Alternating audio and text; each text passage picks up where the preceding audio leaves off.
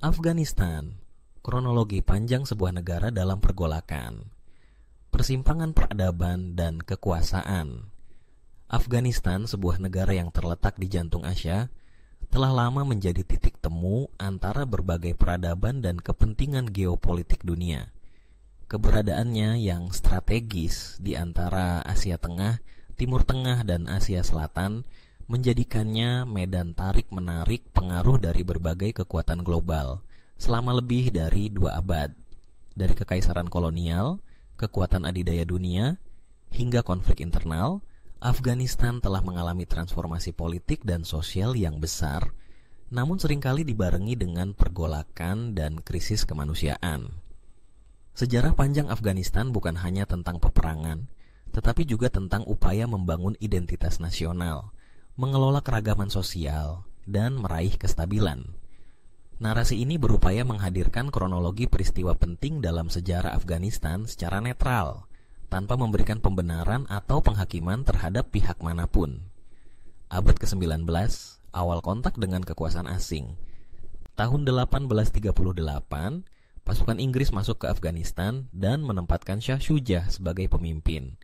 Namun, pada tahun 1842, Shah Shuja dibunuh dan pasukan Inggris serta India mengalami kekalahan telak saat mundur dari Kabul.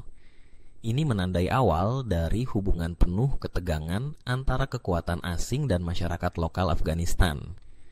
Pada periode 1878 hingga 1880, terjadi Perang Anglo-Afgan kedua.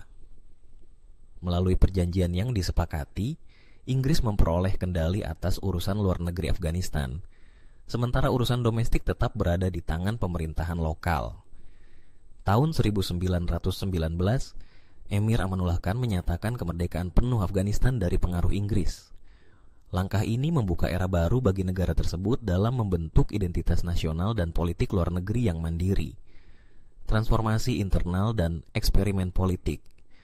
Tahun 1926 hingga 1929, Amanullah Khan mencoba menerapkan reformasi sosial, termasuk memperluas hak perempuan dan modernisasi pendidikan.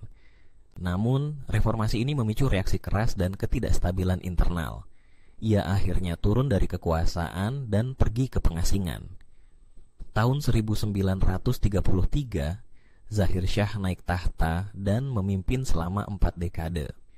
Pada masa pemerintahannya, Afghanistan mengalami stabilitas relatif dan mulai membuka diri terhadap pembangunan serta hubungan internasional.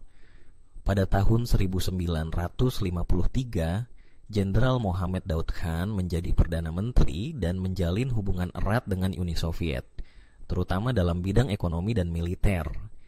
Ia juga memperkenalkan reformasi seperti penghapusan purdah, tetapi kemudian mengundurkan diri pada tahun 1963. Tahun 1964, konstitusi baru diperkenalkan dan menciptakan sistem monarki konstitusional. Meski demikian, sistem ini menyebabkan polarisasi politik yang tajam dan konflik antar faksi politik. Perubahan rezim dan intervensi asing.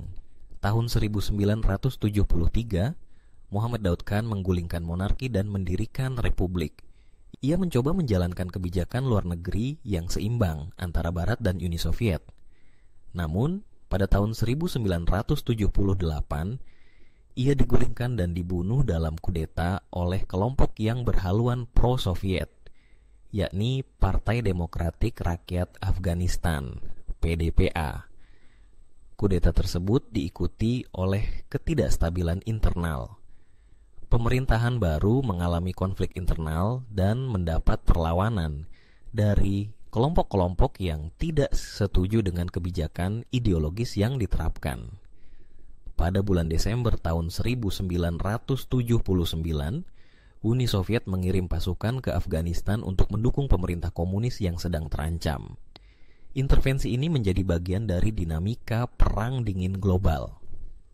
Perlawanan terhadap pasukan Soviet pun berkembang, dengan dukungan dari berbagai negara, termasuk Amerika Serikat, Pakistan, Arab Saudi, dan Iran kepada kelompok mujahidin. Perang dan pergantian kekuasaan. Konflik antara Mujahidin dan pasukan Soviet berlangsung selama 1 dekade. Jumlah korban jiwa dan pengungsi meningkat tajam. Pada tahun 1985, kelompok Mujahidin membentuk aliansi dan memperkuat serangan. Tahun 1986, Amerika Serikat mulai mengirimkan senjata anti pesawat, seperti rudal Stinger, yang memperbesar daya serang mereka terhadap helikopter Soviet. Tahun 1988, Afghanistan, Uni Soviet, Amerika Serikat, dan Pakistan menandatangani perjanjian perdamaian. Penarikan pasukan Soviet dimulai dan selesai pada tahun 1989. Meski demikian, konflik internal tidak berhenti. Tahun 1992, pemerintahan yang didukung Soviet jatuh. Namun, vakum kekuasaan menyebabkan perang saudara antar faksi Mujahidin. Situasi ini menciptakan kondisi tidak stabil dan membuka jalan bagi kemunculan kelompok Taliban. Era Taliban dan perubahan sosial.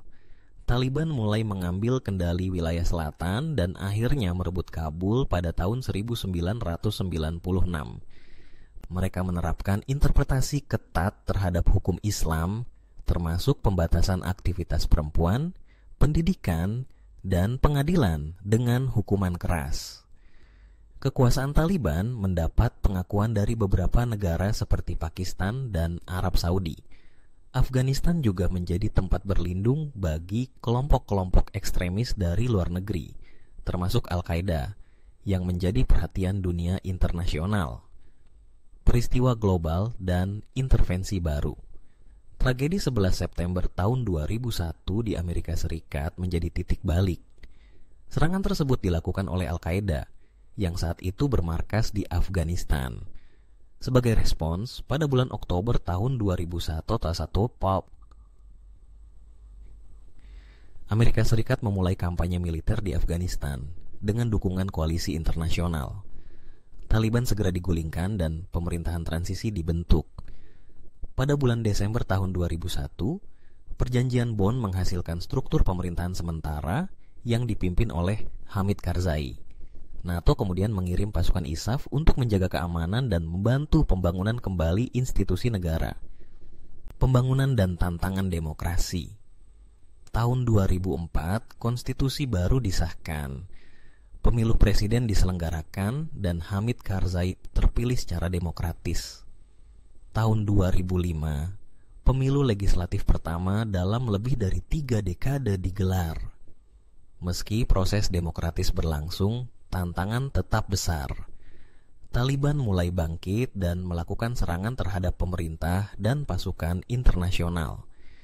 Sementara itu, konflik sektarian, produksi opium yang meningkat, serta masalah korupsi memperumit proses pembangunan.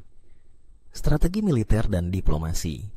Tahun 2009, Presiden Barack Obama mengumumkan strategi baru dengan peningkatan jumlah pasukan dan fokus pada pelatihan pasukan keamanan Afghanistan. Namun, kekerasan tetap terjadi, termasuk serangan besar oleh kelompok bersenjata. Tahun 2011, Taliban menunjukkan kemampuan ofensif dengan berbagai serangan simbolis. Sementara itu, proses negosiasi dengan Taliban mulai dipertimbangkan, termasuk pembukaan kantor perwakilan mereka di Qatar. Tahun 2014, pasukan tempur NATO secara resmi menarik diri dari Afghanistan dan menyerahkan tanggung jawab keamanan kepada pasukan lokal.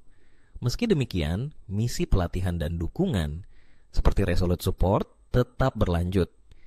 Situasi pasca penarikan pasukan dan dinamika internal. Setelah tahun 2014, kekerasan tidak mereda. Taliban dan kemudian kelompok seperti ISIS terus melakukan serangan. Pemerintah yang terbentuk dari pemilu menghasilkan kesepakatan pembagian kekuasaan antara Ashraf Ghani dan Abdullah Abdullah. Upaya negosiasi perdamaian terus dilakukan, namun keberhasilan jangka panjang masih tergantung pada stabilitas politik internal, kesiapan pasukan nasional, serta dukungan masyarakat terhadap proses rekonsiliasi. Kesimpulan, pelajaran dari sejarah Afghanistan. Afghanistan adalah negara yang memiliki sejarah panjang dan kompleks.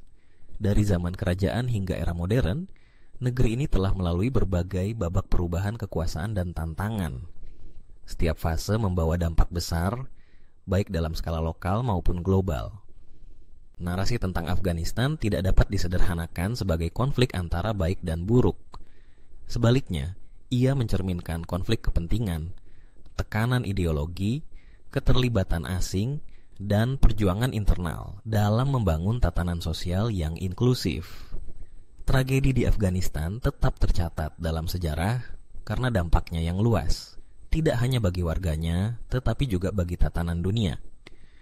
Untuk memahami negeri ini secara utuh, dibutuhkan pendekatan historis yang adil, sensitif terhadap konteks lokal, dan terbuka terhadap berbagai perspektif.